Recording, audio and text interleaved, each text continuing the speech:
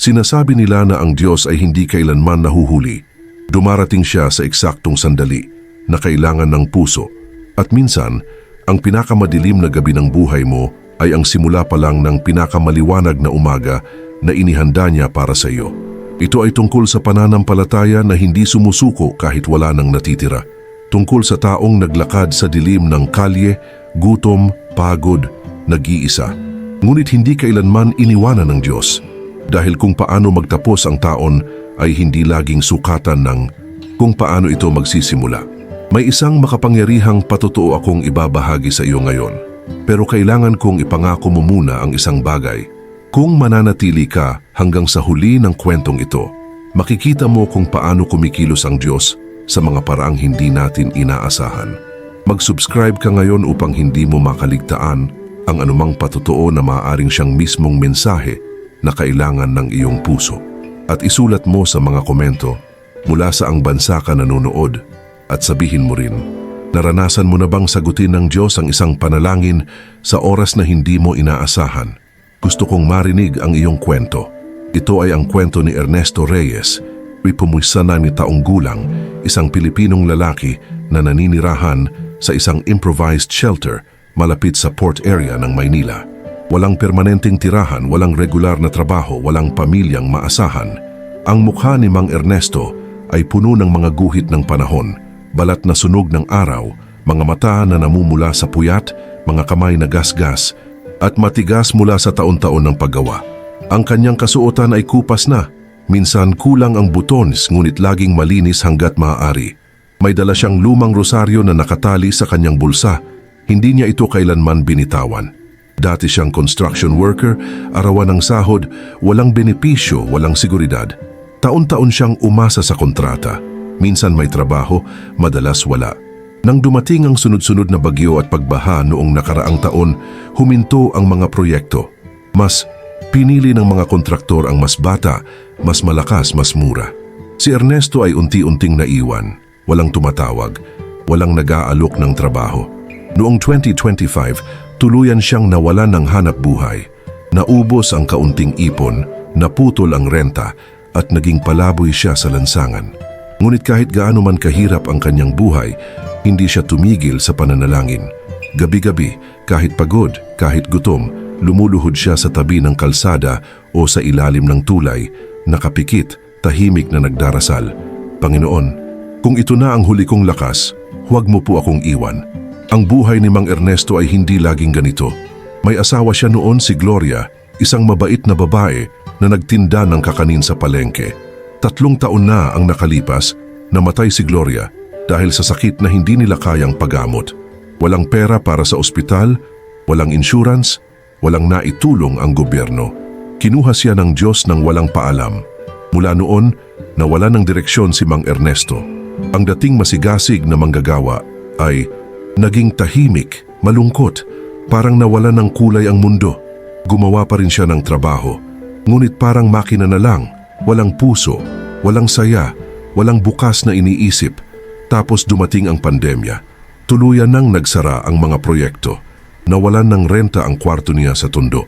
Isang araw umuwi siya at nakita na ang mga gamit niya ay nasa labas na, nakalak na ang pinto.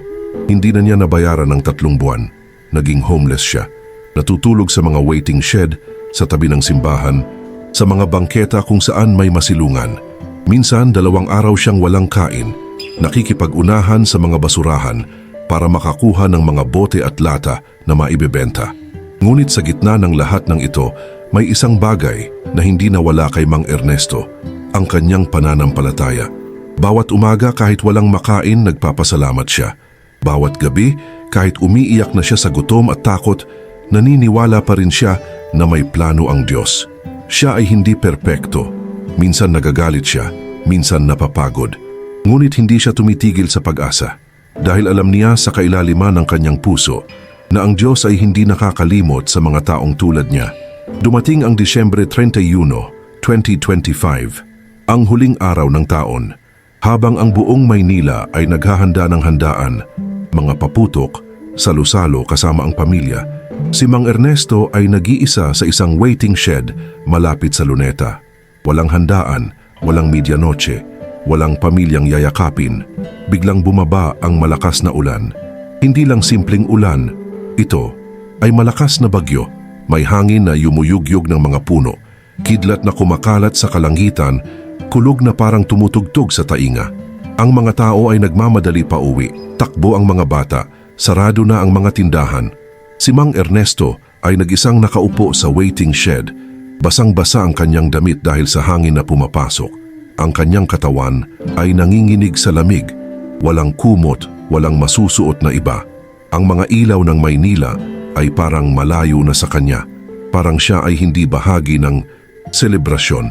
Sa loob ng kadiliman, narinig niya ang ingay ng mga paputok. 12:00 na ng hating gabi. Bagong taon na. Nagsisigawan ng mga tao, masaya, umaasa. Ngunit si Mang Ernesto ay tahimik lang. Hinawakan niya ang kanyang rosaryo, pumikit at nagsalita sa Diyos ng puno ng luha. Panginoon, kung ito na po ang huli kong gabi, salamat pa rin po. Salamat dahil binigyan ninyo ako ng buhay. Salamat dahil kahit hirap na ako, naramdaman ko pa rin ang inyong presensya. Huwag po sana ninyong kalimutan ang mga taong tulad ko. Ang mga walang tirahan, walang pamilya, walang maasahan kundi kayo. Huminto ang ulan ng kaunti. Ngunit ang kalooban ni Mang Ernesto ay mas mabigat pa rin kaysa sa ulap sa itaas. Pumasok siya sa 2026 na walang-wala ngunit hindi pa rin nawawalan ng pananampalataya. Kinaumagahan ng Enero 1, 2026, gumising si Mang Ernesto sa malamig na simoy ng hangin. Ang kalye ay basa pa rin, puno ng basura mula sa paputok at papel. Maaga pa, walang masyadong tao. Tumayo siya, nilapag ang kanyang lumang bag at nagsimulang maglakad patungo sa Quiapo. Hindi siya sigurado kung bukas ang mga simbahan, ngunit kailangan niyang magsimba. Kahit gutom, kahit pagod, kailangan niyang magpasalamat. Dahil para kay Mang Ernesto, ang Diyos ay hindi lang tinatawagan kapag may kailangan, tinatawagan din kapag nagpapasalamat. Nang makarating siya sa simbahan, nakita niya ang isang grupo ng mga voluntaryo sa labas. May mga lamesa, may mga plastic container ng pagkain, may mga tarpaulin na nagsasabing feeding program para sa mga matatanda at walang tirahan. Hindi siya lumapit, nahihiya siya, ayaw niyang maging pabigat. Ngunit isang babae, mga 40 taong gulang, ang lumapit sa kanya. Nakangiti, may dalang piraso ng tinapay at mainit na kape. "Kuya, kumain ka muna," sabi niya ng mabait. Umiyak si Mang Ernesto, hindi dahil sa tinapay, hindi dahil sa kape, kundi dahil sa tono ng boses ng babae. Walang lait, walang awa na nakakadiri, walang pagmamataas, totoong mabait. "Salamat po," sabi niya, nanginginig ang boses. "Matagal na po akong hindi nakarinig ng ganitong bait." Ang babae ay ngumiti. "Walang anuman, kuya. Gusto mo bang tumulong sa amin ngayong araw? Kailangan namin ng mga tao na maglilinis at maghahatid ng pagkain.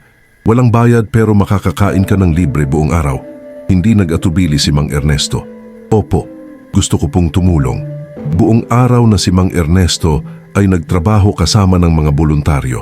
Naglinis siya ng mga upuan, nagluto ng kanin, naghatid ng pagkain sa mga matanda at mga taong may kapansanan. Hindi siya sumama sa mga pila, hindi siya nagreklamo, tumulong lang siya ng buong puso. Napansin siya ng isang lalaki, isang social worker ng simbahan na si Brother Tony. Kinausap niya si Mang Ernesto habang nagpapahinga. "Kuya, saan ka nakatira?" Yumuko si Mang Ernesto. "Wala po akong tirahan. Natutulog lang po ako kung saan may masilungan." Tumahimik si Brother Tony. Pagkatapos ay ngumiti. "Alam mo kuya, kailangan namin ng tulong dito sa simbahan. May programa kami para sa mga lalaking nawalan ng direksyon, carpentry workshop. Ikaw, marunong ka ba ng carpentry?" Napangiti si Mang Ernesto. Unang beses makalipas ang maraming buwan. "Marunong po ako, brother. Dati po akong karpintero sa Batangas. Nagturo pa nga po ako sa mga kabataan noon kung paano gumawa ng mga kasangkapan." Ang mata ni Brother Tony ay nagniningning. Iyan ang hinahanap namin. "Kuya, hindi ko maipapangako na magiging perpekto ang lahat, pero may matutuluyan kang pansamantala, may makakain ka at may trabaho ka na may layunin. Gusto mo bang subukan?" Hindi makapaniwala si Mang Ernesto. Parang ang mundo ay huminto. "Totoo po ba ito, brother?"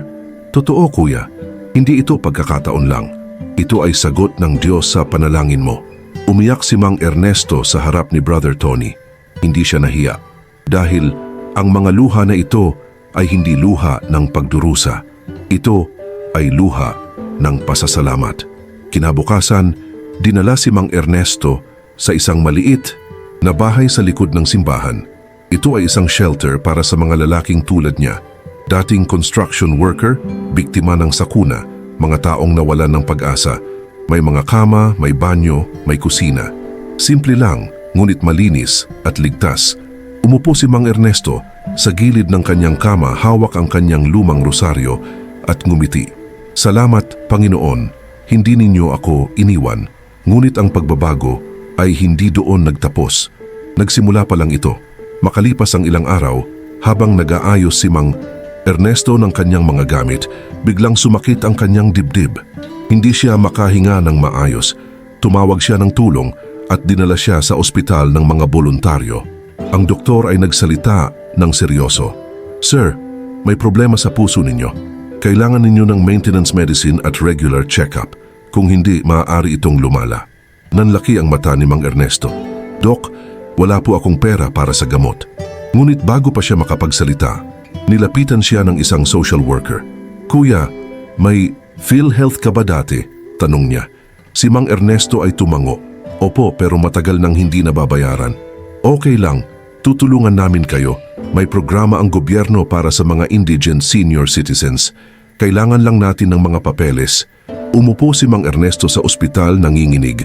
Alam niyang maaari pa siyang mamatay bago pa man magsimula ang bagong buhay niya. Ngunit naaalala niya ang mga salita ni Brother Tony. Ito ay sagot ng Diyos sa panalangin mo. Yumuko siya at nagdasal. Panginoon, kung totoo po ang mga sinasabi nila, kung totoo po na hindi ninyo ako iniwan, hinihiling ko po sa inyo, bigyan ninyo ako ng lakas na tapusin ang misyon na ibinigay ninyo sa akin. Isang linggo ang lumipas. Nakakuha si Mang Ernesto ng emergency assistance mula sa DSWD. Binigyan siya ng libreng gamot, PhilHealth coverage at senior citizen ID. Unang pagkakataon matapos ang maraming taon na siya ay may valid identification. Ngunit ang tunay na himala ay dumating noong Enero 15. Habang nagtatrabaho si Mang Ernesto sa carpentry workshop, may lumapit na matandang lalaki. Mayaman ang itsura, malinis na Amerikana, maayos na salamin, may dalang briefcase. Ikaw ba si Ernesto Reyes? Tanong niya. Nagulat si Mang Ernesto. Opo, sino po kayo? Ngumiti ang matanda. Ako si Atienzo Ramon Villanueva. Attorney ako ng isang foundation na tumutulong sa mga displaced workers. Kinausap ako ni Brother Tony tungkol sa iyo. Sinabi niya sa akin na ikaw ay dating master carpenter sa Batangas at Taquiamatu. Nagturo ka pa noon sa mga kabataan. Tumango si Mang Ernesto. Opo, pero matagal na po iyon. Gusto naming mag-alok sa iyo ng isang trabaho, sabi ni Atienzo Villanueva. Hindi lang basta trabaho. Gusto naming ikaw ang mamuno sa isang community-based carpentry program para sa mga kabataan at lalaking walang trabaho. May sweldo, may benepisyo, at may permanent na tirahan.